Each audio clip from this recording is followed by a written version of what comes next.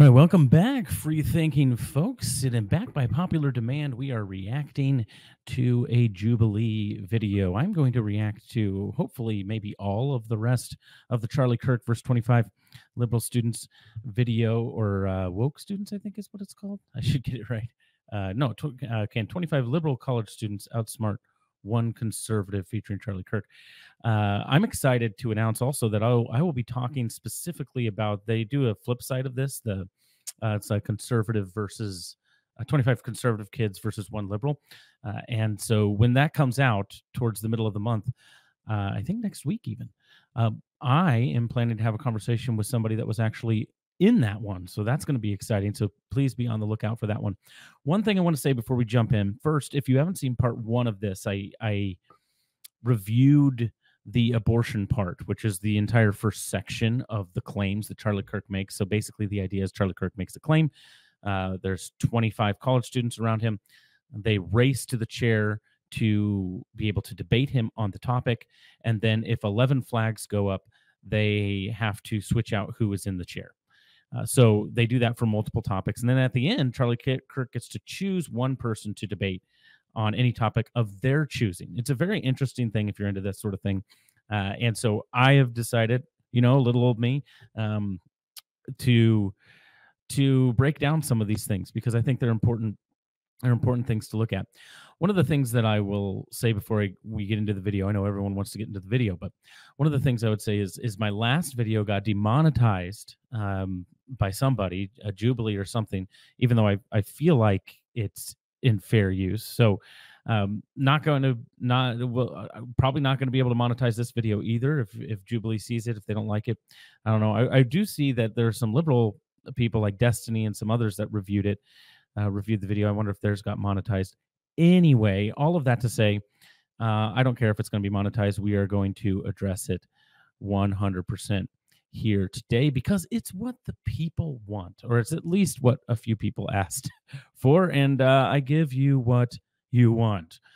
So as we get into it, there are two things I want to observe before we get into the conversation that's happening between Charlie Kirk and these college students.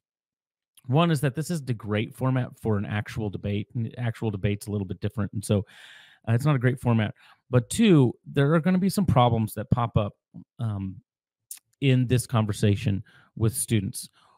The first is that each student on the outside is actually just looking for a viral moment. It's clear. Okay, I'm going to walk that back a little bit. I don't think every single one of them is looking for a viral moment, but a few of them are just chomping at the bit to actually not just debate the topic, but to be the loudest and most passionate. And that means the loudest person, most passionate person is right. And then they are encouraged by the people around the circle to give an applause for their horrible arguments. We'll see that a little bit. But also Charlie, who is a very intelligent man, very smart on a lot of philosophy and on a lot of especially American history, very bright and generally a good debater. He makes some mistakes because he doesn't have formal philosophical training. So there's a few things that he makes some mistakes in. And he also makes some mistakes because the debate system is set up the way that it is. And he reacts a little bit too often to kind of the peanut gallery around him. Now, again, I'm going to give some grace to Charlie, because it's extremely, even if you're ready and you know exactly what you're getting into, it is extremely disorienting to be sitting in the middle of 20 people who all probably hate your guts and are just dissecting and chuckling at words, and you're trying to explain what you mean when you say something, and they chuckle at it because they're taking it away that you don't intend it. And so you're going, oh, I need to explain that so they know exactly what I'm saying. I see that happen a few times with Charlie, and so I feel for him in that regard. But if I were one of the things I learned from watching this, and I have watched it, so I've watched it. Now I'm going to react to it. But one of the things I learned from watching this is, if I was in this situation, there are things that I wouldn't do, and that's partly because Charlie was the pioneer here. So we're going to share our screen. So there's going to be a prompt. It's going to be about college, and I might skip through the video. It's kind of long. We'll see. Maybe we'll do a part 3 on this. I don't know. Just depends on how long it will take. I've already filibustered about 5 minutes here. But we're gonna take a look at at this shortly. So let's just dive right in. College is a scam. Oh, one thing. This is what I was going to say. Remember, now I'm going to be interrupted by ads because I don't have YouTube Premium. If you don't want that to happen the next time I do something like this, consider giving to FreeThinking Ministries. We got FreeThinking Ministries in the description. Take a look in the description. You can donate to FreeThinking Ministries. Also, consider subscribing. Consider subscribing to our channel. We're at 6,000, almost 6,100. It'd be great to have you subscribed and find a back catalog of a bunch of awesome topics. I had a great conversation with Josh Dawes the other day. Have a lot of stuff coming up that we're really excited about, especially coming this election season. We want to help people, help equip the curious to reason biblically about everything in all aspects of life. And so that's what we're here for. So please like this video if you like it. Even if you don't, please give us a thumbs up. It helps the algorithm. Comment on some things. I got some good comments last time. Comment on some things that you think I should have said, because I'm not perfect in this either. So like, comment, share, subscribe, whatever. All right, let's get into it. Yeah. College.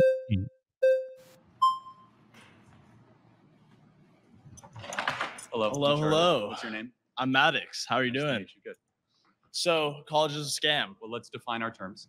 College being traditional four-year college. Of course. University, not community college or technical college. Of course. A scam, if we can agree on a definition, is where a majority of people who will go through the institution or business, they're not getting their money's worth, their time's worth, and they're being deceived when they sign up. So do we agree on those terms? Yeah, perfect. Okay. Well, what would further definitions, what do you think is the purpose of going to college? The purpose of college should be a traditional liberal arts education, the pursuit of what is good, true, and beautiful. Okay. That's not what it is. It should be the betterment of yourself and your soul, nurturing your character and becoming a better citizen, understanding the deeper things in life. At the very least, though, it should be preparing one for the job market. Do you think college does those things? I think it does, but I would add on to your point that I think not only is it for the betterment of yourself, but it's for the betterment of society. We need historians. We need certain majors that may not make as much money. I think those are for the betterment of society. Would you agree that there's some majors that may not make money, but are still essential to society? It depends. Do you think that getting a degree in gender studies is good for society? Okay, so this is where I'm going to pause it here. This is where I think his claim is too broad. College in general being a scam is way too broad to actually defend well. So what happens is he gets into this kid comes down and he sits down and he says, well, I mean, don't you think that there are professions that don't make a lot of money? The response to that is, yeah, and it's fine if you go to college for those things. The problem is that the other things that are worthless to society are jacking up the price for those sorts of degrees. We do need historians, but we need historians that are actually trained in history, not in an ideological version of history, that sort of thing. So that's kind of the responses to college being a scam. I think you need to narrow that claim a little bit. I think you need to narrow it just a little bit. And so when this guy says, well, I think, you need historians, you need other things. So do you think that college doesn't offer that? And Charlie's response is, well, it depends. Do you think gender studies is good? And I think this girl's like, what the heck? Where did that come from? Because really that's what Charlie's saying, is that college is a scam because it offers promises that it can't keep because it's based on an ideology that is bankrupt. That's really his claim. And maybe he had to do a pithy claim. I don't know what the rules were for the Jubilee debates, but it seemed like a little bit too broad of a claim to try to defend. And he kind of struggles with it here, at least, because he just automatically brings in ideology. Okay, maybe a better claim would have been colleges are ideologically captured, and therefore going to them is a scam because they offer a promise that they will not cash out on, and they know it. Again, that's very verbose. You could maybe narrow that down, but I think that might be a better claim. I would agree. Yeah. Why would studying gender not be good for society? Well, learning that men can give birth is not exactly a good use of time, is it? Is that what they're teaching in college right now? A lot of colleges, yeah. According to the Center for Disease Control, they no longer say women can give birth; they say birthing persons. Okay. Do you think men can give birth? Do I think men can give birth? I think that. Yes or no question. I think that a person who is assigned male at birth, I don't think they can assigned male at birth. So people are not male at birth. I think that a person. See, you're evidence. Okay, so now this has gone into a gender ideology question, which I get, but he has that question later. So that's why I'm saying I don't really like the tenor of this particular question as we're Since that talking college about. is a scam, my friend. College is a scam. You're lacking in a lot Well, of here wisdom. we can continue right now. So, gender studies. Do you think that studying gender is not essential? Should we not deepen our Well, understanding first of all, of I don't gender? think I'm gender. confused. We're going to get there later. I don't think gender exists. I think Okay. that there are two sexes, infinite personalities, and no genders. However, let's get back to the core contention. Well, here, can I ask my question Scam. again, real quick? Well, Why do you think? Oh, I'm going to get back to my core contention. A Okay. scam. So the majority of kids that go to college, if they end up getting a job at all, they end up getting a job that does not require a college degree. do you think that certain jobs that may not associate with a direct major can incorporate skills that you learn from a major? I think I'm an econ major, and depending on what job I do in the future, I can still use Awesome. the skills learned from So that. tell me about Milton Friedman. Tell me about Milton Friedman. He is an economist from How about Thomas Sowell? Thomas Sowell. Ludwig von Mises. Ludwig. Well, I will say that I'm a first year. How about Okay, perfect timing. Look at that. We can mute that. All right, so I'm gonna fast forward a little bit in this one because this one is not as exciting as and not as interesting as some of the other ones. So you can see, I hope, what I mean by I think it's too broad of a claim, and I think as he's drilling down on it, he wins the gender ideology part. I think he absolutely wins the gender ideology part, but when he gets back into the college, this kid makes some good points. He makes some good points, and notice Charlie's the one that actually deflected to gender ideology first, and then when they pull it back, this kid makes some good points. Hold on.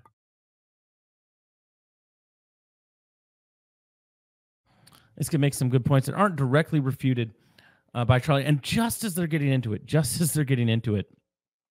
and into an actual meaningful debate, as they argue around the edges, all the flags are raised. So let's see. I'd love to see you answer the gender studies question. We will get there later. That's what psychedelics are for. Who's next? Let's see.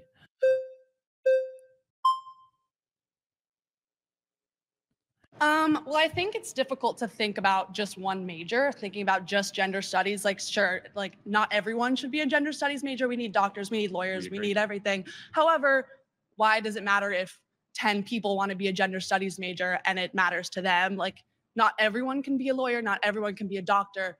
There needs to be some people. And you know what? Yeah, it sucks that some people do go to college and get a degree and then they end up not in a workforce for that. But I don't think that has to do with like college. So I feel for her. She just falls right into Charlie's premise here.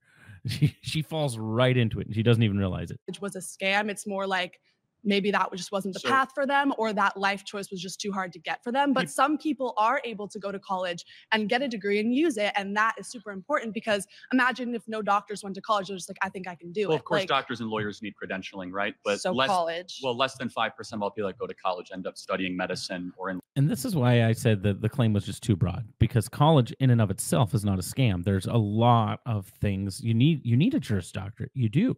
In fact, if you're going to be a teacher, if you're going to be I think you do need some credentialing and some further education. I have a master's degree. I'm working on a doctorate.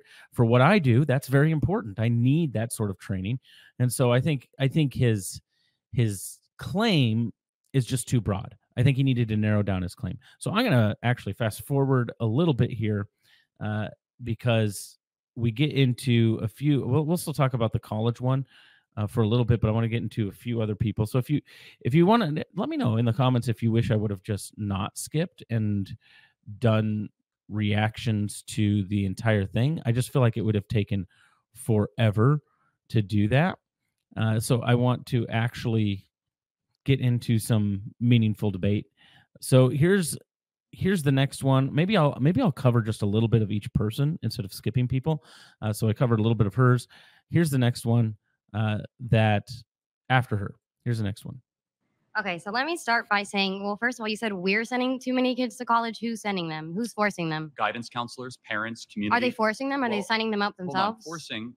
I never said forcing, but you can have nudging. Okay. And forcing are two different things. We also subsidize college through the federal government. So you guys get subsidized interest rates, scholarships, and loans. So the taxpayer is nudging students and gently and sometimes forcefully pushing them into college. And you would agree it is an expectation if you grow up in a upper middle class home to go to college. You would agree with that. So there's a societal cultural push. I didn't grow up in an upper middle class. So. Okay, well, but would you see it from there? Would you see how that argument? Okay, whoops. Stepped into that one, and he's like, okay, well, but that's not the point. I'm not talking about your experience. I'm just talking about in general, this is the case. That's correct. So, I guess there might be a pressure, but no one's sending them. You're sending yourself. Well, of course. Or we're all over the age of 8. this is what we call a pedantic argument. We're arguing over kind of pedantic things like what does sending mean? What does this mean? Charlie's right. There is an expectation that everyone gets a bachelor's degree. And there shouldn't be an expectation that everyone gets a bachelor's degree because not everyone needs a bachelor's degree. So I think that when Charlie brings up in this argument, he brings up, hey, people with college degrees, she brings up people with college degrees make more, and sure, that is the case. But Charlie is able to actually let's just go to that. Let's just go to that. Because it is kind of interesting. Sorry, we're learning. And drinking and making friends, whatever. But you have to actually put the work in. And if you put the work in, you make connections, and you can find a job right outside of college. Well, no, not doubting that you can't find a job. It's just that 52% of them get a job that doesn't require them to get the degree. But most jobs offer incentive pay if you have a degree. And 86% of people with a degree get paid more than people with just a high school diploma. That's only if you count the ones at the top 10% of income earners. So not if you count humanities, not if you count people that study in the social sciences. If you count medicine or you count law, that's absolutely correct. However, the vast majority of kids. So this is why the claim is too broad. It's just too broad. She's pointing out that it's not all of college is a scam. He needed to narrow in that there are aspects of college that is a scam. We need to get back to what college is supposed to be for, and it helps his argument in that case if he narrows it down, because then he can say, oh no, I agree that college is useful for these specific things, and that's why I'm saying everyone's being scammed by being told they ought to go to college, even if 86% of people earn more and in their by getting a college degree or having a college degree. It does not follow that they all should have gone to college. That's not necessarily the case. You also can't even look at that statistics and say 86% of people earn more because of a college degree, that say they wouldn't have ended up earning that same amount without a college degree. So if we had fixed the college system where people don't have to be funneled in through that system for credentialing, because that's all it is. You went through the credentialing institution, and here's a piece of paper, and now you can go make more money.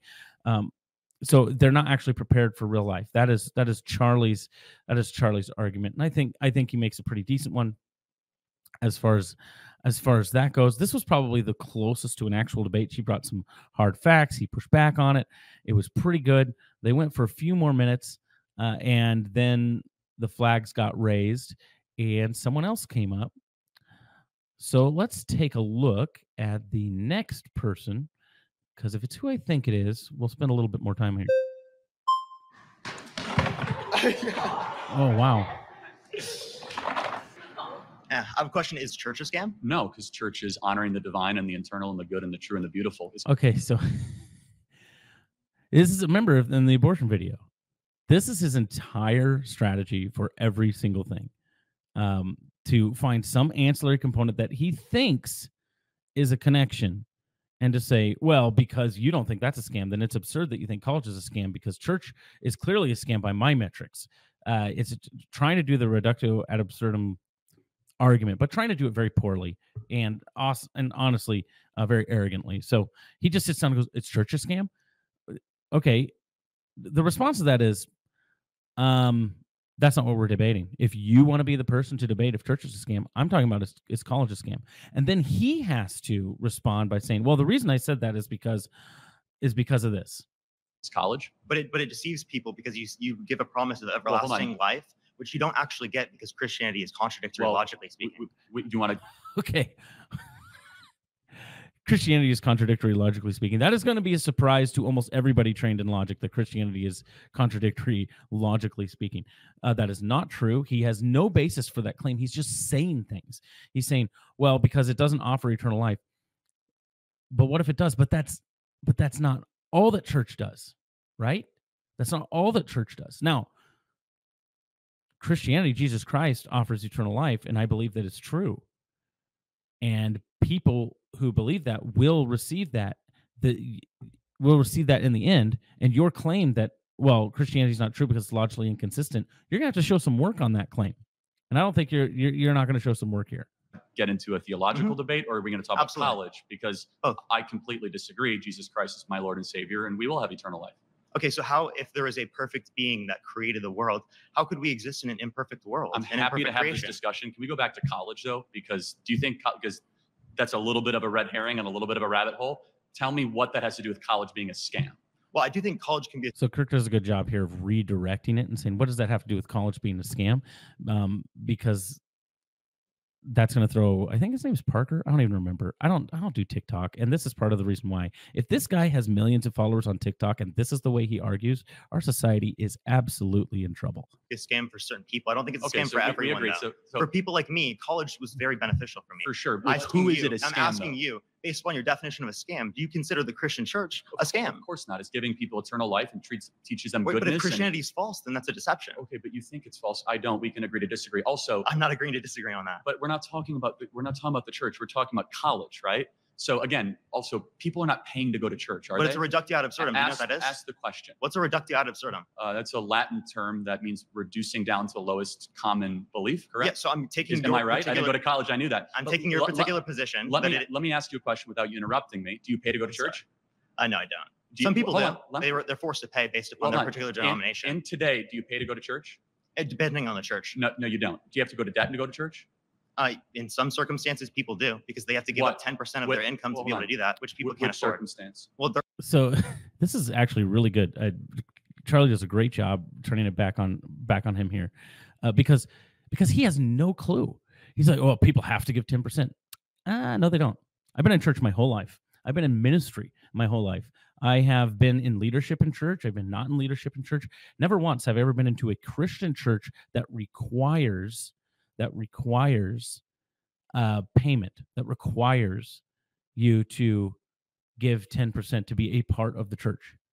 It's an expectation, sure, but you don't have to. They're LDS. You understand that a lot of LDS churches specifically require 10%. And then, LDS. Well, I'm not LDS. And I don't think LDS are Christians because they have different theology than me. If you're going to argue something, Parker, I think is your name, actually know what you're talking about. Like if you want to argue theology, that's fine, but actually know what you're talking about. Just to bring in LDS as if it's actually part of the evangelical Christian church that Charlie Kirk claims to be a part of is just kind of ridiculous on its face, and you're exposing your ignorance on the issue.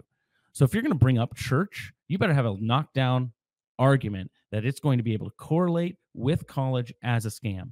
You don't have that because you don't actually understand what church is for. There's a lot of things that church is for beyond eternal life. Now, eternal life is the purpose that Jesus died on the cross and rose again, save us from our sins, to give us eternal life. But church has been proven to be beneficial for family structure, beneficial for societal structures, beneficial for the Western structures of government. It has been proven to actually build, if you read Dominion by Tom Holland, it has been proven, the church has been proven to be a net positive for society. College, Charlie's arguing, is a net negative right now because people are being foisted into an ideology, being spit out on the other end with no way to make it in the real world. It's completely different. They do not sound remote. They do not act remotely the same. And Parker's insinuation, actually insistence here, with a poor grasp of theology, with a poor grasp of philosophy, with a poor grasp of what Charlie's arguing, because he wants to introduce church into it because he's anti-church and he thinks that, well, Christianity is logically inconsistent, which he still has not provided actual evidence or proof of. Because he wants to do that, he falls into this ridiculous argument that actually holds no weight or no water. And I have nothing against Parker here, but I think, again, I'm going to call him Parker. That's what I'm going to do because I can't actually remember his name. I think it's Parker. I have nothing against him per se, but if you're going to bring the argument, bring it. and bring it well. He brings it poorly, and everyone around thinks he's doing well. He's not. They don't require it. And what you're talking about in plenty of places. Well, you're asking mainline Christian. Isn't there stigmatization if you don't do that? Okay, you're good at interrupting, not good at answering. Well, first of all, there's not stigmatization because you don't know who gives and who doesn't in the evangelical church. I do not know when I sit next to somebody if they give an offering. The expectation is they probably do. I don't know if they do, and I don't ask, and nobody does, as far as I know. You haven't answered any of my questions yet. I did say no. Church is not a scam. Church is the bride of Christ. College is a scam, and college is people are going into debt. They're paying a lot of money. But I want to ask you a question. You said it's a scam for some people. Who's it a scam for? Yeah, for people who specifically aren't ever going to use it, never use any of the knowledge that they receive from it. Well, you say 52%. I don't think you can qualify 52% of people don't do that. What number would you say? For example, my job, that's not going to be recommended as an economics degree. Most economics majors are going to go into TikTok debating online.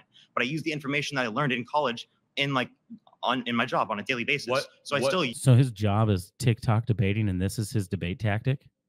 Maybe college didn't maybe college didn't work out. Maybe TikTok debating just sucks. I don't know. I'm not on TikTok. Is that the way it is? Is this the type of argument that flies in TikTok debating? That's crazy. Use relevant qualities that are then used in my job later on. What percentage of kids that go to college are being scammed? I don't think anyone knows that because it's dependent upon an individual. I have no clue. Shouldn't we try to find out? Well, if you'd like to find some empirics on that, I'd love to see it. I just did. So 41%. That's not a source. Well, the Department of Education is a source. No, the Department of Education doesn't say 41% of people it was a scam for, or that they didn't use any of the information they learned in college. You are using. And now he's like, well, because the statistics don't say the exact thing that I want them to say, it's not evidence for your position. So are you saying none of them use any of the information? Can I say 3 words without you interrupting me? Do any of them use the information later on?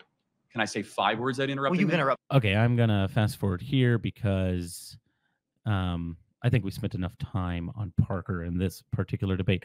I didn't find this one particular. In fact, the funny thing is, I think the girl did much better against Charlie than Parker did. And there it is again, guys. It's the phantom ad, and so I think Charlie wins this one against Parker. I think the girl might have won a little bit against Charlie because she pointed out that his position was too broad. So I think Parker ends this one out here. Now I want to point out one thing. There's some reactions around. This is around the edge, and this is what I was mentioning earlier that Charlie responds to some of the reactions. So take a look. Maybe they want to get to know themselves. Maybe they want to see their own creation. Maybe they want to get to know them. He's all knowing. Can I finish? Can I finish talking here? Okay. Oh, we're back to religion. God loved the world so much that his creation, which rebelled against him, given agency and free will, rebelled against them, then got eternal life, what we actually deserve, and then sent his son on a rescue mission to save us from that. The church is the bride of Christ, will save us from damnation that we deserve. College is far from the bride of America. It's currently scamming the youth of this country and sending them into oblivion. Didn't answer the question. I did. Yeah. No, you didn't say how we could desire something imperfect. So Parker thinks, well, how could a perfect God desire something imperfect? It depends on the calculus. You didn't offer the calculus, and we'll get into the theology debate. But basically, the idea is, if God desires freedom, then He has to desire some opportunity for imperfection. So, there you go. That's part of it. I'm not going to flesh that out right now, but here we go. Next. Well, God can do anything. God can do anything. So, even something logically contradictory? No, it's not logically contradictory. So desire something imperfect. Can an unstoppable? Okay. Can an unstoppable? Let's fast forward. Hey, before we go any further, we want to take a moment to say thanks so much to Straight Arrow News for powering the fact checks. It's the bar that what's different about seeing that link, you're not just supporting this channel. Stop it. Here we go. We'll mute it and fast forward. Let's see. What claim is this? Trans women are not women. This is the claim. So here we go. Okay. What's your name? This one's entertaining. Let's define our terms. A woman is an adult female XX. This one, Charlie clearly wins. Because I mean, the claim is chromosomes. Right. You tell me, what is a woman? I think a woman is somebody who identifies as a woman. Got it. So that's not a definition. That's like saying a table is something that identifies as a table. Give me an objective definition. No, it's not. A table is an object. Well, a table can't identify as anything. It doesn't have choice. You have to give me an objective definition of what a woman is. If I decided right now that I wanted to identify as a woman, I would be a woman. Okay. That is terrifying. Really? Okay. And this goes back, you know what's funny? He should have done this claim before the college claim. Because this claim perfectly illustrates what he was trying to get at in the college claim. Let's move on. Okay, but that doesn't answer the question. I know, but right now I'm a man, right? So if that happened right now, I'd be a woman. So once a person makes the decision to identify as a woman, got it. No, they're a woman. That's a separate issue. What is a woman?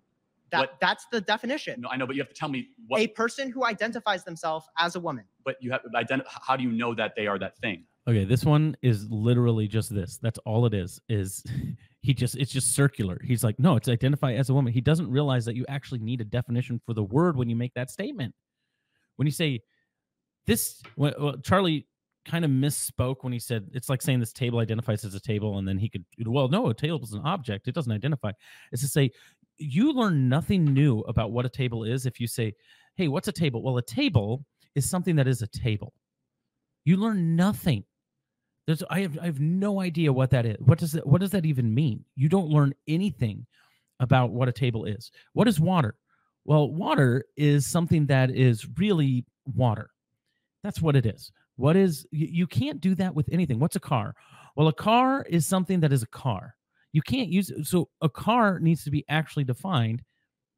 He's exactly right. And this kid, he's just been brainwashed into thinking that this can be an actual definition. And it's very infuriating to watch. Very infuriating. Hello. Hi. Juliana? Juliana, yeah. Okay. I don't necessarily think that you can define a woman just by her chromosomes. Women are so much more than that. They come in a variety of shapes, sizes, colors. And I don't necessarily think that you can count out somebody who's trans just because they don't have a certain set of chromosomes. There are also people who are born, So it's interesting here, as she's talking about this, she said, a woman is so much more than her chromosomes. I'm like, yeah, but she's not less than that either. Like, there's a starting point, right? Like there's a base to what a woman is, and then you explain what womanhood ought to be culturally. We have it exactly backwards. I'm drawing a blank. Okay. Intersex? Yes. So XXY yes. or YYX. Or just or like sure. X0 with nothing. So natural mutations upon the binary, essentially, right? Yes. So, but they don't have both sex organs that both operate, right? Yeah, but that also I don't think necessarily works, right? Because if it's X, one just is more X, dominant and than there's the other. So you're either more male or more female, right? So you might have both a penis and a vagina, but there's never been a case of someone who can impregnate themselves. Okay. I also don't necessarily think that works for this situation, but I also want to say that one of my it's just so hard to watch them. I don't know, so think that works for this situation. Now here's what I would say, and what I have told people about intersex in general. I'll say I am more than happy to have a conversation about anomalous people and intersex. 100% more than happy to have that conversation. But here, let's stick to the non-anomalous situation where it's XX and XY, because 99% of people, I'm just making that up, a majority of people who come out as trans or non-binary are not intersex. They have XX or XY chromosomes. So that you are trying to argue that a majority can explore a wide swath of gender or can become the opposite sex based on your perception of the very, very minute things. I'm happy to talk about those minute things. If you think that proves your case, I disagree, because now we're still talking about chromosomes, right? And even if chromosomes aren't the thing, let's just go to what produces gametes. What has the capacity to either fertilize or receive fertilization. My best friend is trans, and I would say that she's more of a woman than I am. I think that women define themselves by multiple things, not just their sex organs. If somebody asked me who I was as a woman, I would not say I have a vagina. Totally fair. So no, I think you said something smart. So you said that person is more of a woman than you are. Therefore, you're grading off a definition of something accomplishes womanhood. What is that? I think it's yeah, he got her there, and that's the interesting thing is to say, okay, this is what Matt Walsh did. He just walked around doing what is a woman? What is a woman? What is that thing? How do we define it as a category? You say people can be women. What is a woman? Define that thing so that I know what you're talking about.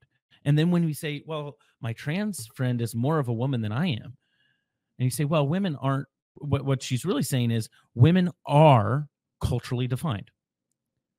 They're only defined by expectations, norms of the culture, which is like the opposite of what the feminist movement wanted to say, which is why so many feminists are against transgenderism. That's the thing too. And I do think that gets a little complicated, right? Because there are social norms for a gender, but I do think we try to break that, right? No, for sure. But you said that specific friend is more of a woman than you are. Why? I think she's a better person than me. I think she lives women are life. Better people? She's a better woman than I am. I'm not saying women are better people. But what makes a woman a woman? Because you said she's more of a woman than you are. So I want to know what that definition is. Right. Okay. I'm gonna let somebody else go.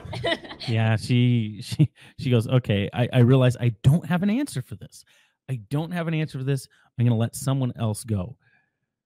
And well, you know what? And I hope she seems like a very sweet girl. She wants to love people.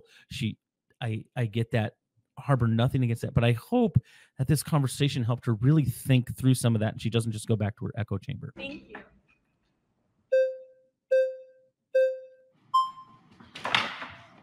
Okay. All right, Parker, what is a woman? A woman is an adult human person that has a desire to be in accordance with a particular set of social and cultural norms that are typically associated with the female sex. Now, define a man. Okay. Look at this face. I don't know what he's doing here, but it's just a kind of a funny freeze frame here. All right. Parker defines it as quickly as he can. But note, Parker is going to let culture, typically culture, define the norms. So he's saying culture defines what womanhood is, which means if you like pink, you're a woman. That is a reductive and frankly offensive definition for people to say, hey, if you like generally womanhood based things, then you're a woman. You're a woman because as a man, if I really like the color pink and I like to go to rom-coms and I like all these things, then I can identify as a woman because typically in our culture, that's what women are identified as. It is so reductive and so offensive. And he moves right past beyond that because he's got something else up his sleeve. He defines it first, very clever. And then before you can actually break into that definition, because he knows what's going to happen if you actually try to dissect that definition. He knows. He goes, oh, no, I already defined it. Now let's talk about what is a man. Let's see where he goes here because it's very, very interesting. I'm going to spend more time on Parker than other people because while everyone around there loves him and thinks he does a great job, I think it's ridiculous.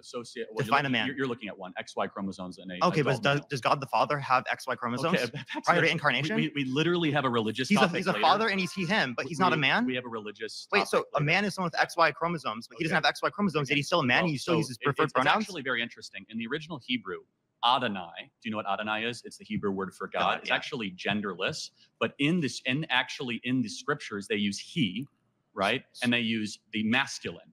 Jesus Christ came to earth as a man, not as a woman, not as genderqueer. But let's go back to the. But God the Father's a man, right? Well, because all fathers are men. Well, first of all, there's a Trinity, so God the Father is neither man nor woman. Okay, this is where philosophy would have helped a little bit because Charlie gets into a little bit of a mess here in response. Parker, you went to college.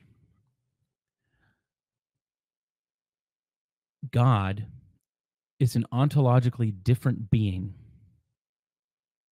than human beings. He relates to us in ways that we can understand. given roles that we can understand. You have made a category error here. This is a category error. When you say, well, is God a man? What is a man? Well, could God be a man? Has God chromosomes? God created. He is so ontologically different. It is a question of ontology, or the nature of the being. He is so ontologically different that the comparison, again, does not work. It does not work philosophically. I don't think a respectable, philosophically trained atheist would make this argument, even if they are pro transgender, because it's a ridiculous argument. It's ridiculous because it ignores ontology. God is a completely separate other being. When you say, well, shouldn't the chromosomes thing apply to him? You are exposing your inability to grasp the difference in ontology and the difference in the very nature of God and the very nature of man. The nature of man is a physical, created being that contains XY chromosomes generally. The nature of God is a non-physical, uncreated or non-created being that has the ability to create ex nihilo. Now, you might not agree that that God exists, but you're making an internal critique here. And so you have to play by the internal rules. And the internal rules say God is ontologically different than human beings because he created them. So again, it's a red herring. It's not a reductio ad absurdum, which is a basic. Apparently, that's the only form of argument Parker knows. And Charlie does not handle it well. Don't go to Adonai. You don't need to do that. You don't need to go to the original Hebrew. You don't need to go to Greek. You don't need to do that. All you need to use is some basic philosophy, and you disarm the argument 100%. Because it's a matter of ontology. He is omniscient, omnipotent. He is all being on top. So why do you use he? Well, I did not. The scriptures do. You could use woman. You could say her. You could use him. But the way that the language is structured, again, it is so God the Father is so above gender. It is so above any of our understanding. And why use him? Glory and understanding. And this is the ontology that Charlie's trying to get to, but he doesn't know exactly how to communicate that. So Charlie, if you're watching this in the future, somebody uses this argument, say this is a matter of ontology. God the Father is a completely different other being in kind than human beings or any other created thing. So he does not fit the phenotypical understanding of the ontology of created beings in the context of the Western understanding of who God is. You can argue through a Hindu understanding, that might be different. But we're talking about the Christian understanding of God. There's an ontological category of complete and separate otherness and difference. And thus, the analogy is not analogous. And you cannot say that, well, you don't really know what a man is because God the Father identifies as a man. He doesn't have XY chromosomes. The reason God identifies as a man is not because he is ontologically similar, and thus all sorts of transgender ideology can be true. The reason God the Father identifies as a man with his people is because he shows them the way and the care, and he shows them the created and the protective work that is masculine in a sense. It is masculine in a sense, but then he also has some feminine characteristics where he says, like a mother wants to gather her chicks under her wings, so I want to gather you. So he also exemplifies feminine characteristics. He also says in Genesis chapter 1 that in my image, in our image, we'll create them, male and female. We created them in our image. So the image of God is not just on the male sex that he created. It's not just on the female sex that he also created. It is in the unity of it. It is in that they are both carrying the qualities of the divine that has been imparted onto them through this imago Dei that we talk about. God himself is so far outside of that ontologically that when you bring that in as some sort of quick quip, that was hard to say, quick quip, it might sound fun, it might sound supremely intelligent, but it is philosophically bankrupt. And that's what Charlie's trying to get at here, but he just doesn't necessarily have the words to say it. Understanding. Again, because you have to make a choice, either him or her in the original scriptures. Let's go back to, I'm happy to get into that. Okay, so it's not just the original scriptures, how God presents himself so that he can give guiding light to the creation that he has created, the men and the women. So identifies as he because he's showing his leadership and his kingship.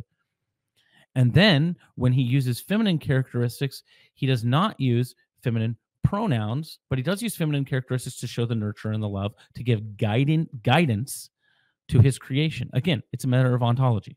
Men and boys. So so some fathers are not men and boys, not men or boys. I'm sorry. Some fathers are not male. No, of course they are. I'm not. Wait, so God the Father's a male? Hold on, God the Father. So where do we get God? It's so ridiculous. Look at the smarmy grin too. Like, I got you. No, you don't. You're just ignorant, man. I'm sorry. It's just the way it is. And you know what? I would never debate this kid. Do you know why? Because he's dishonest. He just is, and he's looking for a pot shot or a viral moment, and then when he gets a pot shot or a viral moment, he can put it on TikTok and he could say, "Oh, I owned him," and you didn't, man, you didn't, my dude, you didn't. God the Father from what Greek word? From your scripture. Well, from Abba, right, which is a very close personal term. You're not answering my questions, and you're bringing up random language that doesn't matter. Well, it actually does. No, it doesn't. But let me get down to the root of it, because he's not a man. You know he's not a man under your worldview. You still use his preferred pronouns. You still call him a man. Christ is a man. You don't do that with trans people because you're transphobic. That's why. Okay, got it. But Christ is a man. I'm happy to get into the sexuality and before gender incarnation, he's not. Of the Trinity. Okay. Before incarnation. Yeah, before incarnation is a completely different ontological category. You are making a category error. You can be as confident as you want, but confidently wrong is still wrong. I'm sorry. There's no penis. There's no XY chromosomes. There's no small gametes. Hold on a second. Let's think about it. If that's correct, how is it then Jacob saw the face of God? Picture this. You're sitting at home alone. Let's see. So I am going to get through this. Better help. Okay, so then Charlie makes a mistake and starts to seed the ontology. And he starts to see, because it says, well, no, God is also physical. Now we're getting into physicalism and that sort of thing. You didn't need to do that, Charlie.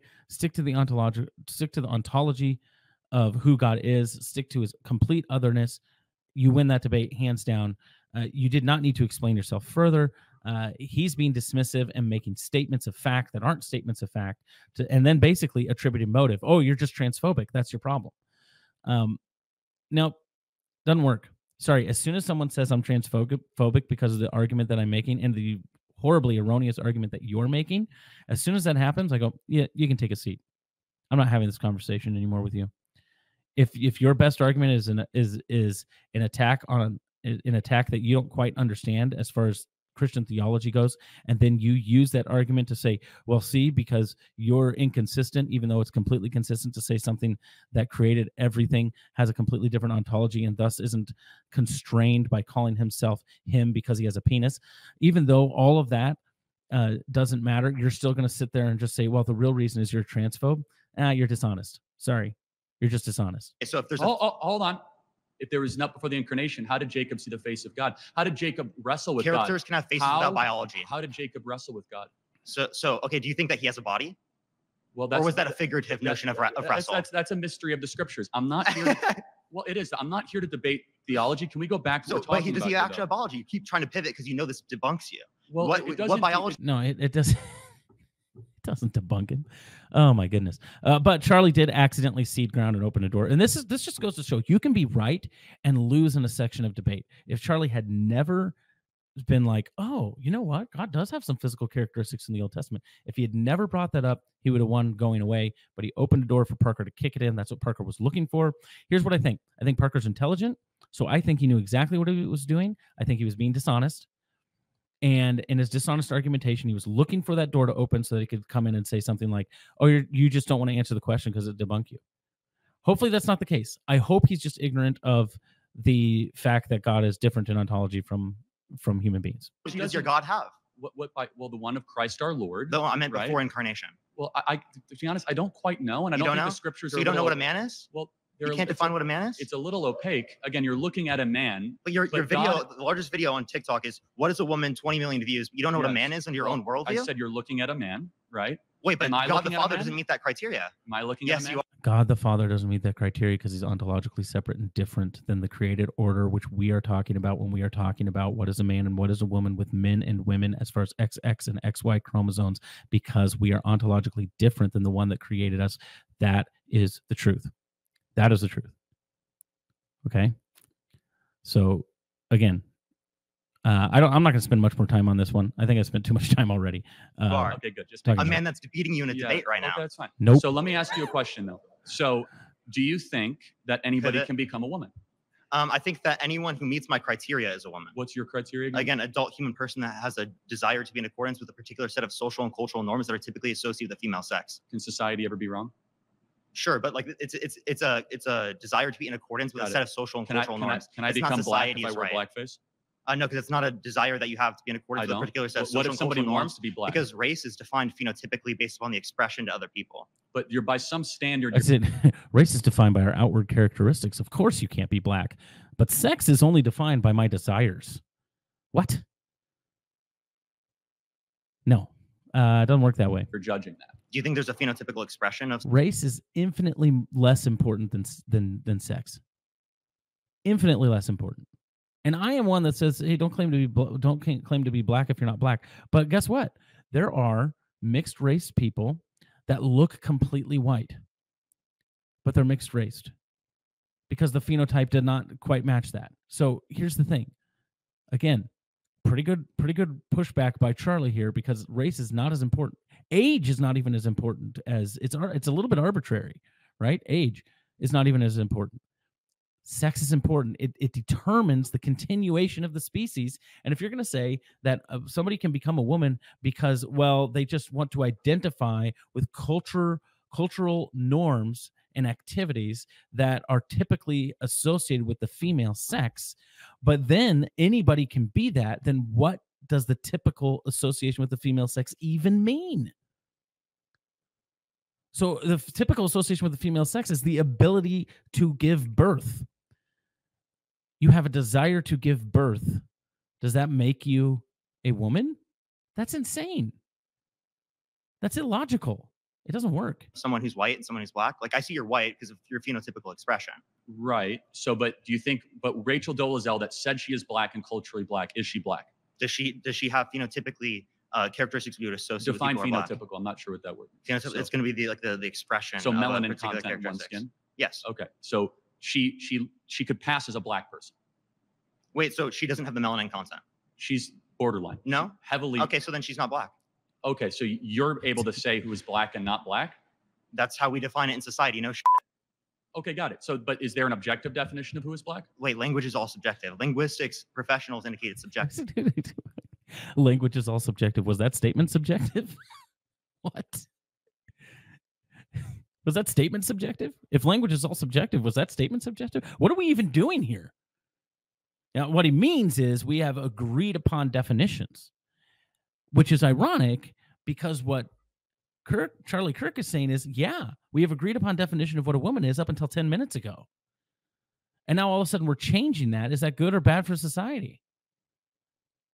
Language is all subjective. Yes, absolutely. Oh, Every really? word you just used was created by other human beings that are engaging in conversation. No, you might think it's created by God, but even then it's still subjective. But now we're getting somewhere. God's a subject. Now we're getting somewhere. Okay, if something is created by God, is it subjective? What I want to do is I want to plug Adam Johnson here. He actually did a I think it was an article on this. I'll post it in the description. If God is the definition of it, is it subjective? This is wrong. Again, it's a mistake, logically speaking, that Parker's making here. Is the word and the value behind murder objective or subjective? Well, I think morality is subjective, but you think it's subjective too because it comes from God. That's interesting. Wait, does it come from God or independent of God? Well, no, of course it comes from God. It's transcendent. That's subjective. That's subjective. Yes, it is. No. If it comes from God, it's specifically subjective. If it comes independent of God, then it's objective. No, what you just told me is also compatible with moral anti-realism. So let's go back to the 10 Commandments. You don't understand meta-ethics. Well, you understand meta-ethics. No, there's a good explanation for that. I'm not going to get it into here because I'm already like an hour into this thing. But morality being derived from the person of God is not subjective. If he's the creator of all things, it's not subjective. It's objective. It's not just some opinion that God foisted down. It is an objective reality derived from the nature of the one who created the universe. That's not subjective. That's objective. Hold on a second. What does subjective morality mean? What does it mean? Subjective morality means that it comes in everybody's own opinion, their own form, not dependent upon a stance. Again, God is a stance, and that's the truth of morality. So if let's believe, do you believe in if everybody believed in the concept of God, the transcendent God, that there was a 10 commandments and we should live by them, right? Is that objective morality? No. Just because people agree doesn't make it objective. Okay, then what? Again, independent of a stance. What is agreement is not independent of a stance. What is objective morality then? Sorry, thanks. We'll be back at it next time. All right, they're getting into that one. I'm even trying to remember what the argument was here. Was it? It was a woman, right? We got into meta ethics. We got into all sorts of things. What is a woman? That was actually the argument that's being talked about here. That's why you can't debate people like Parker, because he's going to all of a sudden you leave and you're going, wait, we ended up talking about objective reality, morality, and meta ethics. Where did that come from? Well, it's because he's going to continuously push back on things that he assumes that you believe. He assumes that you believe. I could even eliminate that and say, okay, let's just assume God doesn't exist. That's fine. How does the human race, how do human beings continue to exist if sex and gender are not binary and people can just choose to be one or the other? How does society even work? That's a question. We're closing in on almost an hour here. Let's do a few more. I might have to do a part 3 on this. Mason, how are you? Nice to meet you. Okay. So I think it's a little scummy that you're plagiarizing the whole Matt Walsh thing. Like your thing is the worship. So I actually like Mason. He's much more. I think he's better than Parker. He gets a little pointed. And that's fine. But I thought this was funny. Of Israel, I pay him royalties. Okay, for sure. Well, do you want to talk about sex first, or do you want to talk about gender? I don't think gender exists. I think it's a term that John Money and Judith Butler created over the last 40 years that basically is a filler for personalities. Okay, well, if we're talking about sex, which it seems like you're saying is the exact same thing, would you say sex is binary by definition? For sure, yes, absolutely. Okay, so you're already incorrect. Like sex is not binary, it's bimodal. So if we look at a distribution graph, we're going to see people in 2 camps majority of the time, but there are going to be externalities on both ends of the spectrum and in the middle. For example, like so we already talked about intersex. Right. However, with intersex though, they are mutations of a binary, correct? No, we're talking about. Hold on, but we're talking about an entire spectrum. Which sex you're by definition defeating your expression of what a binary is by saying that there are externalities. But let me ask you a question. That like XXY. For example, you're trying to create this own box and then use any examples that are outside of that box you brought up to justify that box. Okay, so let's talk about it. Let's talk about the difference between bimodal and binary. Okay, so bimodal is having or involving 2 modes, in particular having 2 maxima. Here is a journal on SagePub. Says the view that the world's population can be separated into a clearly defined dyadic unit of male and female is defunct. Not only clinical observations, but molecular biology has established that sexual identity is on a continuum with an enormous potential for variance. Well, not really an enormous potential for variance. There's XX, XY, and then there are some variances within that. But in that, even if I were to grant it's bimodal, and I'm not even going to grant that. So he just says it is bimodal. And I would, if I'm Charlie, I go, I'm not sure I agree it's bimodal.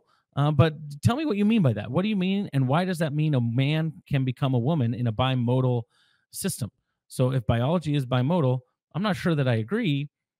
We can talk about that, but tell me why tell me why, if it is bimodal, that supports the fact that a woman with XX chromosomes can become a man, socially speaking and scientifically speaking. Why does a bimodal understanding of sexuality actually mean that somebody can become a different sex? Well, exactly how does that work? So here you go.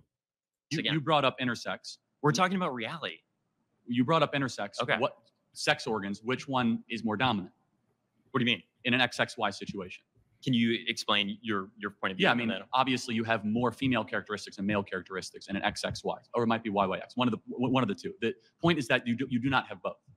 We could see people with female reproductive organs that have XY, and we can see the vice versa, people with male reproductive organs that have XX. So I think you said something about gender, though. I think that's more interesting to get into. Okay. Do you understand how the conversation? So we're moving off of sex because you're ceding that argument. So here's the thing. One of the things that he says here is you can have genitalia with female genitalia with XY, or male genitalia with XX. That's true to a certain point, but it's not necessarily true. It's not functional. It's not functional. It's not producing gametes. If you don't have a Y chromosome, you're not going to produce gametes. It's not going to happen. And so it's that SRY gene. Take a look. Addressing the T in trans, Alicia Wood does a great job of explaining that in our conversation there. But let's move on. No, I'm not ceding it. Okay. You want to keep going into it? We can if you'd like. Okay, so besides male and female, what categories exist? We have people that are intersex. We have people that are on the other ends of the bimodal distribution graph. Are you aware what bimodal means versus binary? Somewhat of an understanding. Yeah. Okay, well, so you can be presented with a graph after this by the people that you brought with you.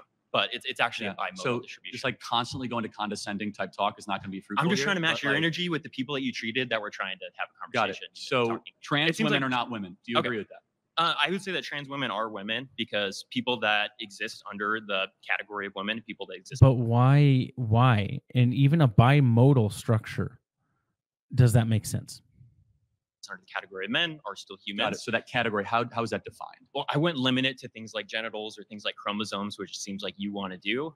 What type of genitals would you say I have since you're so obsessed with genitals? I'm not obsessed with genitals, but I could do a blood sampling right now and I could see exactly what you are because every single one of your trillions of cells are either coded with XX or XY, no matter how much surgery or whatever. I think that you are man, but you could fool me. You could take hormones. You could play camouflage. Like I could fool you to be Hispanic if I had the right Hollywood makeup director. That doesn't mean that you are the thing, though. But you're going from an objective biological perspective, which we've already talked about with sex. I'm talking about a social construct or a social utility. No. Yeah. So like if we were at a restaurant, right? I'm sitting down you're a man, and I'm sitting down at the table, and you're telling the waiter, "Hey, I want to go sit with blank. What would you use?" With you? He doesn't know my name. Yeah. Well, so I'm sitting over there. That guy. Yeah. Yes, correct. That guy. You're going to typically use he or him, or you're going to say that guy, like you just said. Correct. Because you're ascribing the male gender to me based on my performative characteristics. I say I could be an error. Maybe you are. Yeah, that has nothing to do with the argument. Just because someone might be mistaken because of the way you present yourself does not therefore make an argument that you are that thing. I dress up as a crocodile and someone actually think that I'm a crocodile. That doesn't mean I'm a crocodile. Okay. I dress up as a ghost and my kid thinks I'm a ghost. That doesn't mean because they're mistaken that I am a ghost. So it's just bad argumentation. Social utility is not good argumentation for this. Are a biological woman. And then you correct yourself, right? That maybe not. So that's what that is exactly what we're trying to say. So the question is that, do you think that womanhood can then be assumed just through costume design? It's not costume design. What is it then? It's performative social characteristics. So you could act that's it. What gender is. Okay, great, got it. So you could it's like a theater troupe. It's not a theater troupe. So these are social. These are social womanhood categories. can be appropriate. It's not a character. It's a performative characteristics. Perform. What's in the word you just used? You use performative. They're categories. That's what it is. So there's nothing inherent about the chromosomes. There's nothing that. Correct. Yes. Wow, we disagree. So there's nothing inherent about having a period or being able to give birth or the specific hormonal makeup. In different cultures, we've ascribed that to womanhood. If you go back to other cultures spanning thousands of years, you'll see a difference when it comes to those. Like, for example, the Mayans had plenty of people that were schizophrenic, right? So that means nothing to me, right? Okay, so we have people that say they're hearing things from God. Would you say that's schizophrenic? Well, not necessarily. It built Western civilization and common law and due process and individual rights. I just wanted to hear that your priority. Defense of the unborn and the greatest civilization ever. You know, that voice from God happened to build the greatest nation ever to exist in the history of the world. That's okay. Fine. I think the Mayans would say the same thing. That's the problem with presuppositional arguments. Yeah, let's go down. Is that you could say anything. Can we go visit? I mean, God's telling me right now that you're a nation? fish. Do you think that's real? Can we go visit the Mayan nation? They didn't last that long, did they? Yeah, over killing and violence, and you can justify that if you like. You mean all the child sacrifice? And this is the condescending tone that why I'm trying to match it is because you mean all the child sacrifice, the Aztecs, Mayans. Okay, this gets into blah blah blah blah blah. Sorry, it's just kind of irritating. It's like, okay, yeah, now you're going, oh, the Mayans and the blah blah blah blah blah. Okay, we're devolving into kind of ridiculousness and you're condescending. No, you're condescending. Yeah, it's kind of frustrating. When you both get frustrated, it's hard not to devolve into that. But Charlie Kirk makes a good observation. It's like, even if there were cultures in the day that mixed up genders or mixed up sex and used different words for that, what does that mean for us today? Like, there are people who thought spontaneous generation was a thing with maggots and meat. We know that's not the case. So let's use the arguments of today, please. So if you want to see more of that guy, we will. You can see that they go to a new person here, and here we go. The best things in life. Yay. Hardee's. The best things in life. Okay, let's move on. Here we go. This isn't debated yet. No, you're fine. You're fine. What's your name? Hi, my name is Preeti. Nice to meet Brittany, you. nice to meet you. Go ahead. Preeti. P-R-E-E-T. I'm sorry. You're totally yeah. Okay, so I kind of want to go back to a little earlier. You said that Parker has lower T than you. So would you say? A joke. Yeah. No. Right. I'm fully aware it's a joke. But I guess like on that point, do you think that like T has to do, or testosterone has to do with your manhood? No. Like well, yes and no. I mean, if you are looking at typical testosterone estrogen rates of women, they are far different than those of men. But right, for example, like your testosterone rate goes down when you have children. For example, when you're a man, that doesn't make you less of a man. They go down by about 400 points. Okay, but like when we were talking earlier about like sports, right? Mm-hmm. And you were saying that the reason why it's unfair for like for example, a trans woman who used to be a man to be like competing in women's sports, you cited that they have higher testosterone levels. One of about 50 characteristics. Also lung density. Their men's hearts are bigger. Okay. We have greater bone density. I encourage you. I don't have much to add to this one. I encourage you to go watch it if you'd like. We're going to get into a different one here. Let's see. I don't know if there's a new claim. Important. Okay. Yeah, there's a new claim. DEI candidate. Kamala Harris is a DEI candidate. Okay. A lot of competition, Mason. Yeah, exactly. Good to see you. Good to see you again. Can I define what a DEI candidate is? I think that you're going to say because she's black and she's a woman, she was appointed because Joe Biden promised that, and it's not a testament to her success. Not only that, but also in her getting the nomination, the Democrat Party, they said repeatedly. I'm not going to talk too much about this because you know my feelings on DEI, but I do want to watch the beginning part of this because I'm also going to dissect Parker again because he has some, again, interesting things to say. We do not want to pass over a black female. Okay. So just those two things, but the first one is stronger. You're right.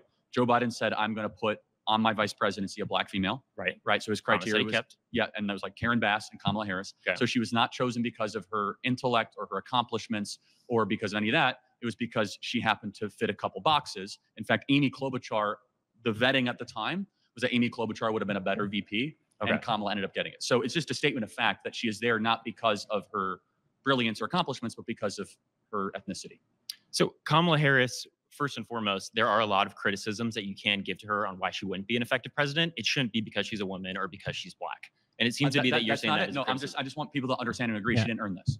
She absolutely. So this is what people don't understand when we talk about Kamala Harris being a DEI candidate. It is not a critique. It's not to say, oh, she couldn't be president if she was qualified.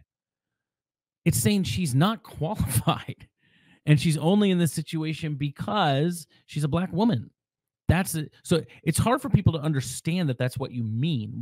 Like if there was a black woman that really had the qualifications of shrewdness, the ability to speak, the ability to elucidate policy really well, nobody would be saying on the right side of the aisle, oh, that's a DEI candidate. It has nothing to do on our side with whether or not she has black skin as far as her qualifications. That's what we're saying. That's not what should put her over the top.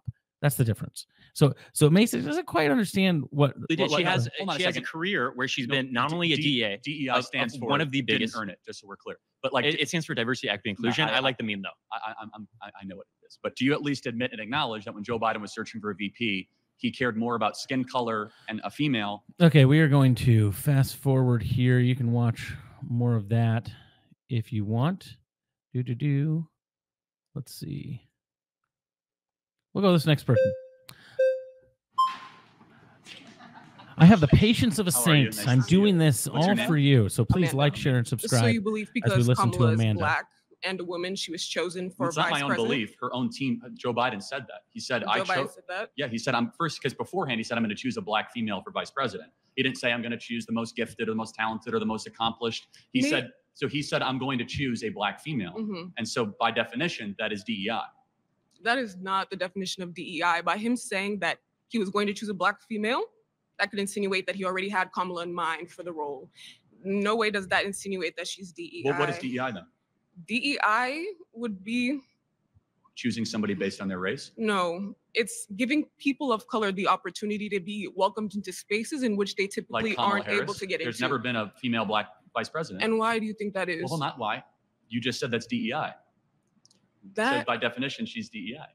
Okay, so she represents diversity within the government. Well, is no, what but you're saying. She got elevated because she was a black female. Because if that were the case, I'd be the president right now. Do you like think that? It's not that it equally distributes to every single person, but she kind of falls into it there, where she's like, hey, it gives equal opportunity to people of color to be in spaces they've never been before. Well, that might be the case, but remember, Ben Carson was running for president of the United States. He had never been, he would not have been a DEI candidate if he had won it, but he might have been a DEI candidate if it had been given to him just because he was black. And that's the entire difference in the entire argument here. So here we go. Let's see. Let's see what the only reason she was elected is because she's black. Well, so that trumps her being a district attorney and all the accomplishments. This is not my words. I'm just going on Joe Biden's own words. Okay. Joe Biden said, I'm going to preset criteria based on black women, and therefore she met that criteria, and that's why she was selected. No, why? I think what he was trying to say is, she's just black. She was just calling her black. She's not saying I'm doing. He's not saying I'm doing this because she's black. That's not what she said. He made a public promise before. But that is literally what he said, and then the other guy had already admitted that. Before the selection even began and the process began, I will put a black woman on the ticket. So you're saying her being district attorney doesn't matter. That's not why. No, but yet Trump did an awful being job. a failed businessman and making all the weird comments he's made. Well, hold on a second. That doesn't have any What I'm getting at though is that if she was not a black woman, she never would have been chosen as vice president. Her record was abysmal. She was a terrible attorney general of California. She did poorly. People get angry with the DEI stuff, don't they? I'll be quick. I'm so sorry. She gets the next one. Yeah. All right. Sorry. All right. Yeah, yes. I just have to know. Do you think Tim Walz is a DEI yes. candidate? Okay. I just want to see if you're consistent on that. DEI does not mean black. Tim Walz was only chosen because the Democrat Party is doing so poorly with white men that they tried to find a white man that and then he put on the ticket. But then he made it. Tim Walz and then he made it even worse. That's what. That guy. All right. First white DEI candidate in history. Okay. So there you go.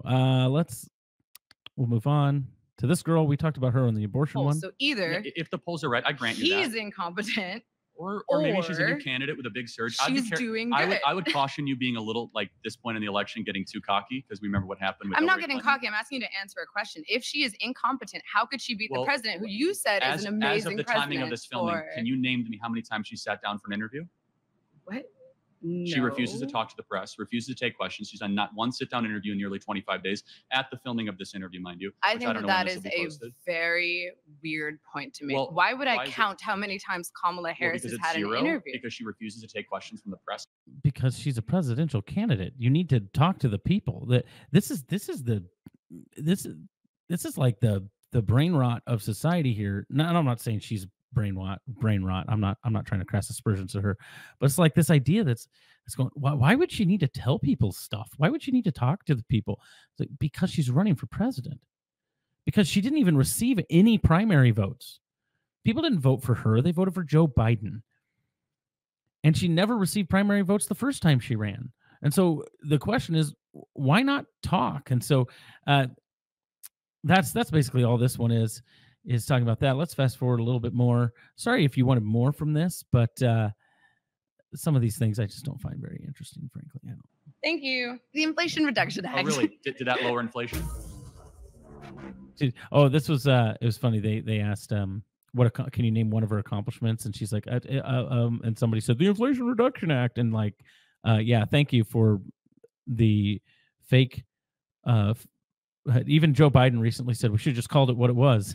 his green policy. Since he's not running anymore, he's got a whole bunch of don't care running around. He's saying we should just call the Inflation Reduction Act what it was, and also I'm going to wear a Trump hat. It's interesting.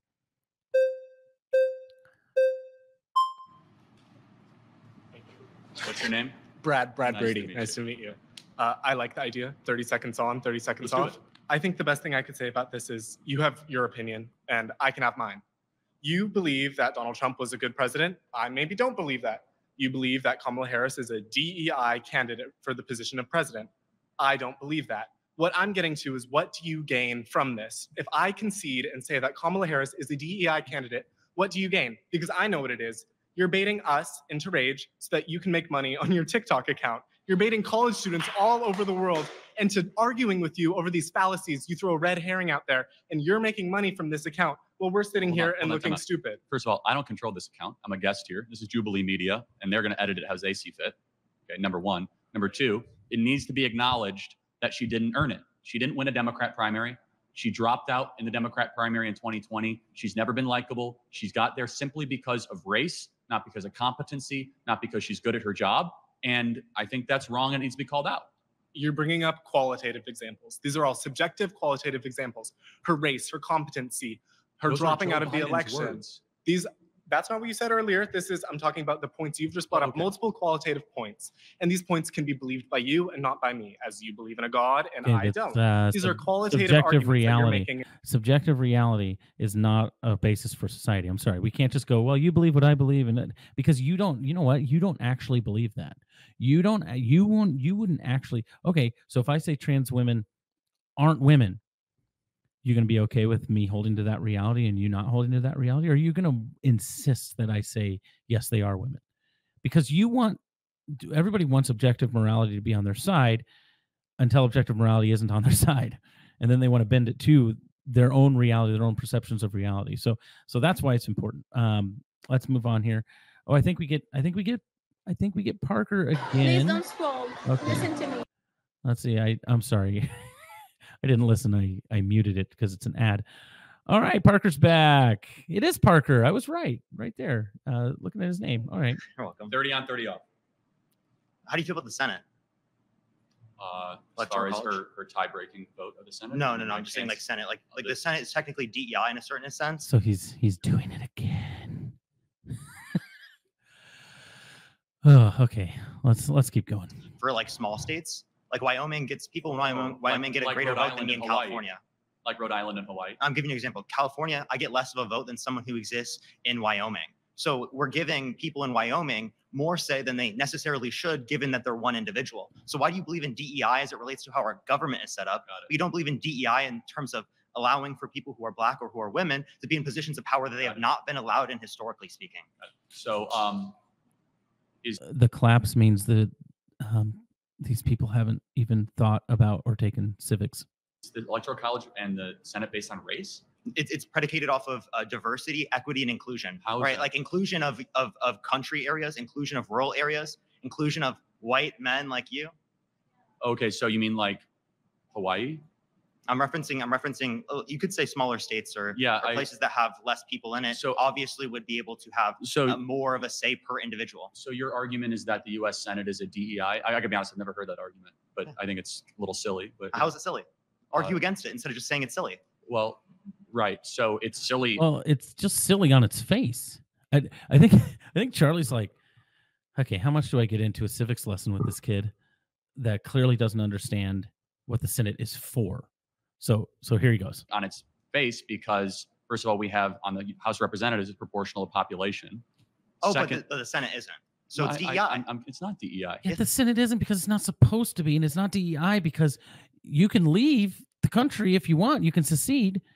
Listen, we have 50 states. They all have 2 senators. Why? Because they are all states. They are all states, and they're all, think of it as they're all little countries. They're all their own little countries. I live in Nebraska. I'm my own little country, and the state legislators used to send senators to the Senate to argue for their state's position on issues.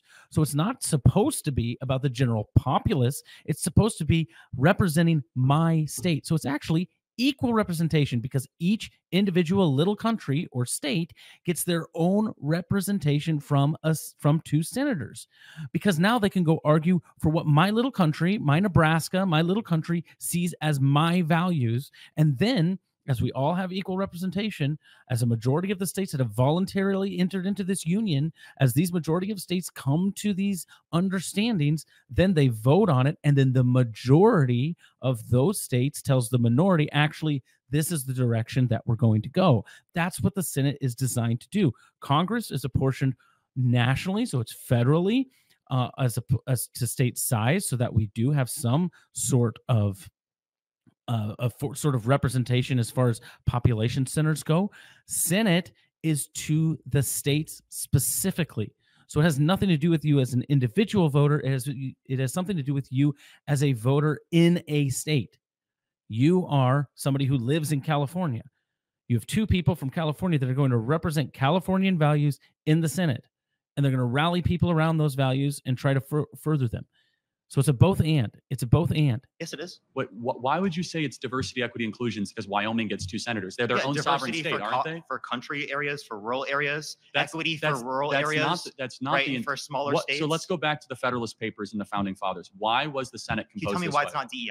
Like, under your definition, why is it not DEI? Because it's not based on race. And by the way, it doesn't have to be based on race. It's not based on equity, and it's not based on inclusion. Can't you have DEI based upon different characteristics other than race? Let me finish. Whether or not you're a woman, whether or not. Let me finish. Why? It's because we are a collection of states. We are not a federal project. So states' rights usurp federal. Do you know what the 17th Amendment is? Do you know why the Articles of Confederation failed? Yes, but what is the 10th Amendment?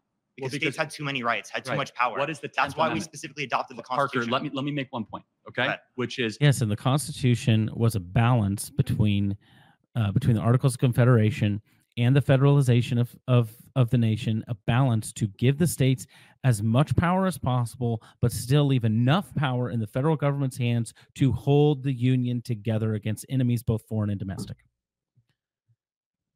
How did we used to elect senators? It'd be population. No, we used to elect senators based on state legislatures. I love how he just says it, the population. Just say, I don't know, man. If you don't know something, just say, I don't know. Say, well, I don't know. I assume it's population. But he says population. You didn't know. Now you look silly. So the Senate is an extension of the state legislative bodies. That's not DEI. That's federalism. No, that's the way that our system is set up, which is a bottom-up, citizen-led government to allow the states, which are first and foremost sovereign. So it goes in this ladder in this country. That's still DEI for those states, citizens, and for those country areas. No, it's not DEI for those states. It would be okay. Let me carry this forward for Parker.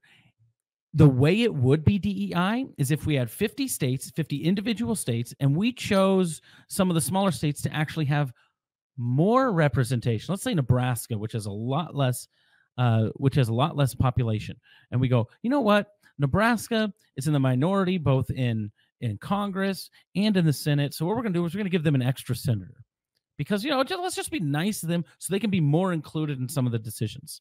That would be more similar to DEI than to saying every individual state. Well, I don't think Parker understands that states are little countries. They're sovereign states. They're little countries. And we've entered voluntarily into this union of a federal experiment. But that's what the Senate comes from. And I just don't think he understands that. I don't think he grasps that. Because it's colorblind. It's not that, again, DEI is not only based on race. Hold on a second. Diversity for country, diversity for rural, equity for rural, and inclusion of rural. That's DEI. It's just saying rural. You can say rural all you want, but that's not even, senators don't represent an area in their state. Congress people do. Senators represent the entire state. 2 senators, the entire state. So it's not for rural. It's like acting like I live in Nebraska. All of Nebraska's farmland. I live in Omaha. I don't live near farmland. My senator represents the values of the entire state, both rural and metropolitan. Point. So do you think DEI is only race because you associate it with Kamala Harris? Let me ask you a question. Is there a single instance in corporate America where DEI is implemented where diversity means anything other than skin color diversity? So diversity. No, it's not. Here's the thing. Kirk doesn't even need to go here. Charlie Kirk doesn't even need to go here. He needs to say, you just need to take a lesson on civics. Again, Parker is someone that's not worth debating. He's not worth debating. From what I've seen on here, now I've never seen him on TikTok. Maybe he's better. But from what I've seen on here, he devolves into smarmy ad hominem. He devolves into these awful reductive ad absurdum arguments. He devolves into category errors. Again, another category error here. He just devolves into these errors and makes assertions based on no evidence. Viewpoint. Women. What? Fine. How about chromosome or diversity or skin color? So skin color. There's gender. You have to move the goalpost a little bit because you got destroyed This is. Oh my gosh. I just want to you should move the goalpost because he got destroyed there. He just misspoke. He did. Oh yeah, you're right. He's actually conceding a little bit of ground. It's not called moving goalposts. Oh boy. This is why TikTok debate and stuff like that, it's not really worth the time, because it's just bad reasoning, bad arguments. What you're looking for is a little gotcha moment. That's all that Parker does. What he does is he gets in there. He's looking for he talks quickly. Again, I will maintain Temu Destiny. He talks quickly. He talks fast. He wants to get his little jab in there. As soon as you misspeak or make a point and you go, oh, actually, I want to augment that. He goes, because he got destroyed there. It's just not how it works in real life. It might work on TikTok, but it doesn't work in real life, in real academia, in real philosophy, in real debates. All right, but there's also... no, I'm just asking a very simple question. The answer is no, because our system of government... That doesn't mean that's not DEI. It still meets your definition. The Senate is DEI. What was your definition, though? What was your definition? Diversity, equity, inclusion. Diversity doesn't only apply to race. You're just saying other people defined diversity, equity, inclusion to be based on race. You didn't, though. Let me finish. Because you're saying you didn't earn it. You know who did earn it? South Dakota and North Dakota, when they charted themselves into states. Wyoming didn't earn it because they have less of a population. Into a state. Hold on. Population doesn't give it. Oh my gosh! I just want to boom, boom, boom, just bang my head against the desk and the complete. Anyway. I move on. Normally, I'm very calm and measured, but this is just ridiculous. It's just ridiculous. Charlie did his best here, and you can call me biased if you want. I honestly am trying not to be. I am biased because I am a conservative, so I will grant that. I do have a little bit of bias, but if Parker made a good argument, I would, and I think you saw it earlier. One of the girls in the college debate made some good arguments, kind of beat Charlie there. Parker doesn't make good arguments. He just makes assertions, smiles, talks quickly, and tries to catch you in a gotcha moment. That's his entire strategy. He wants to introduce something you haven't prepared for that might loosely connect, talk quickly, get you in a moment where you misspeak, and then double down on that and proclaim victory. It works for TikTok. Doesn't work for real life. Okay. I'm actually going to stop it here. Let me know if you want me to debate, if you want me to break down the debate that he does with this young lady. I believe it's on whether or not affirmative action is constitutional. Let me know if you want me to talk about that. This has been kind of long. It's almost an hour and a half. Hopefully you found it helpful. Hopefully it was at least a little bit entertaining while you went mowing or something like that. As we say here at FreeThinking Ministries, well, first of all, like, share, and subscribe to this video if you found it helpful. And please visit our website, freethinkingministries.com. Take a look at the content that we have there, and stay tuned as we have more content coming out about the election, about philosophy, about theology, as we help to equip the curious to reason biblically about all things, all aspects of life. But before we do that, remember to like and subscribe and to share. God bless you. And as we say here at FreeThinking Ministries all the time, stay reasonable.